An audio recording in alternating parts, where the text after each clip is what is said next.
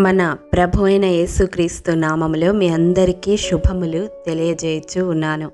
ప్రియ దైవజనమా, Sharon మన్నాలో భాగముగా ఈ దినం మరొక వాక్య భాగమును ధ్యానించుకుందాము.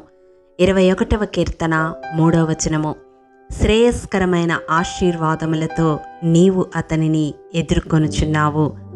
ప్రియ దైవజనమా, ఆదికాండం బైబిల్ స్టడీలో భాగముగా 32వ అధ్యాయము 1వ వచనములో యాకోబు తన త్రోవను వెళ్ళుచుండగా దేవదూతలు అతనిని ఎదుర్కొన్నారు అని చూస్తాము.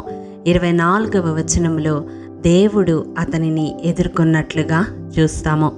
ప్రియ దైవజనమా, దేవుడు మనలను ఎదుర్కొంటే, దేవుని సన్నిధి మనలను ఎదుర్కొంటే, దేవుని దూతలు మనలను ఎదుర్కొంటే రిక్త హస్తాలతో మన వద్దకు రారు. ప్రియ దైవజనమా, ఈ లోకపరంగా మనం చూసినట్లయితే తల్లిదండ్రులుగా మనము మన బిడ్డల వద్దకు వెళ్ళుచున్నప్పుడు ఎప్పుడైనా ఒట్టి చేతులతో వెళ్తామా? వెళ్ళము కదా. వారికి కావలసినవన్నీ, వారికి ఇష్టమైనవన్నీ, వారికి అవసరమైనవన్నీ తీసుకొని వారి వద్దకు వెళ్ళి వాళ్లను సంతోషపెడతాము కదూ.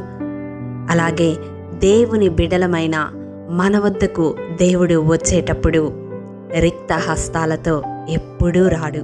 ప్రియ దైవజనమా, ఆదికాండం 18వ అధ్యాయంలో అబ్రహాము వద్దకు దేవుని దూతలు వచ్చినప్పుడు ఆ భాగంలో వాగ్దాన నెరవేర్పును గురించి దేవుడు రూఢీపరచడం చూస్తాము.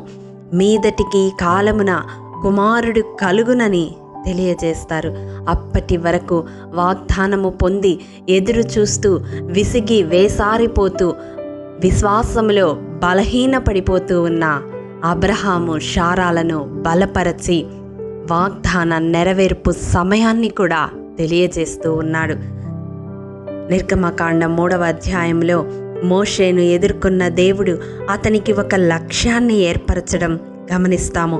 ఐగుప్తీయుల సకల విద్యలను అభ్యసించి ఏ లక్ష్యము లేకుండా గురిలేని జీవితాన్ని కలిగి అరణ్యములో ఒక పామరుని వలె మామ మందను మేపుతున్న మోషే జీవితము దేవుడు ఎదుర్కొనుట ద్వారా మారిపోయింది కదా. ఇశ్రాయేలీలకు నాయకుడిగా, దేవుణ్ణి ముఖాముఖిగా ఎరిగిన ప్రవక్తగా, ఇశ్రాయేలీల ఎదుట మహాభయంకర కార్యములు చేసిన దేవుని ప్రతినిధిగా అతని జీవితము మార్చబడింది. ఇంకా మనం చూసినట్లయితే యెహోషువ గ్రంథం 5వ అధ్యాయం 13వ వచనంలో దేవుని దూత యెహోషువను ఎదుర్కొనగా అప్పటి వరకు క్రొత్తగా మీద పడిన బాధ్యతల వలన కలవరపడుతున్న యెహోషువ ధైర్యము వహించి ఒకదాని తర్వాత ఒకటిగా ఒక్కొక్క పట్టణాన్ని జయిస్తూ, ఒక్కొక్క రాజును జయిస్తూ 31 మంది రాజులను దేవుని పక్షముగా జయించగలిగాడు కదా.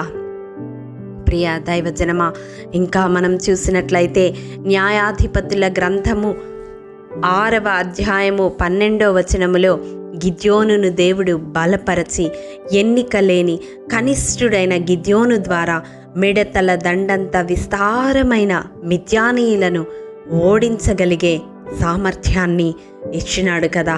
ప్రియ దైవజనమా, ఈ భాగంలో కూడా మనం గమనించినట్లయితే యాకోబు జీవితంలో అశాంతి, అసమాధానం, మరణ భయం, కుటుంబాన్ని కోల్పోతాననే భయం, ఆస్తిని కోల్పోతాననే భయం, వీటన్నిటి నుండి దేవుడు అతనిని ఎదుర్కొని విడిపించి ఆశీర్వదించాడు.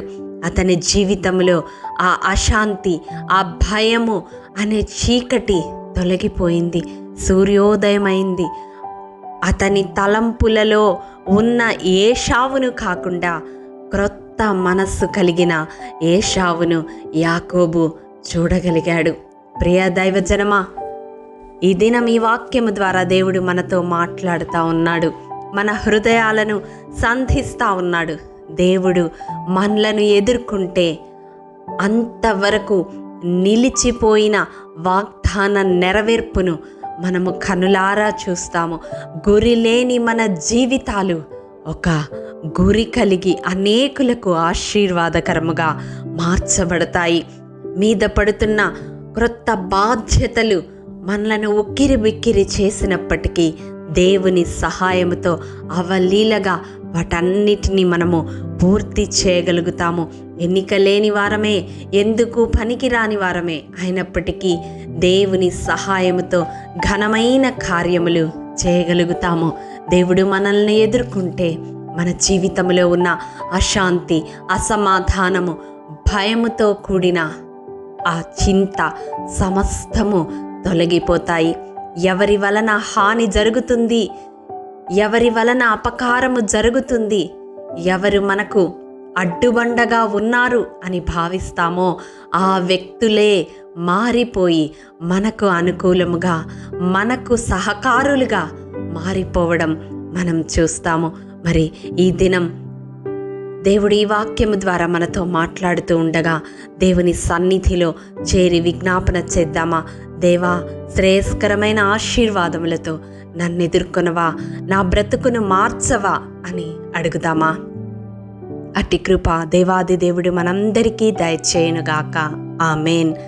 ప్రేమ నమ్మకము కలిగిన మా ప్రియ పరలోకపు తండ్రి, నీ పరిశుద్ధ పాదములకు వందనములు. దేవా, విత్తబడిన వాక్యమును ప్రతి హృదయములో నూరంతలుగా ఫలింపచేయండి. ఈ వాక్యము వింటున్న ప్రతి ఒక్కరి జీవితాలను శ్రేయస్కరమైన ఆశీర్వాదములతో షాలేము రాజుగా మీరు ఎదుర్కొని శాంతి సమాధానములతో నింపమని యేసతి పరిశుద్ధ నామం పేరట అడిగి పొందుకొని నాము తండ్రి.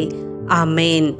ప్రియ దైవజనమా, అనుదినము షారోన్ మన్నా ద్వారా అడగబడుచున్న నెంబర్ ఇన్ బైబిల్ క్విజ్ ప్రశ్నలకు సమాధానములు ప్రతి నెల మొదటి వారము కామెంట్ బాక్స్లో పోస్ట్ చేయబడతాయి.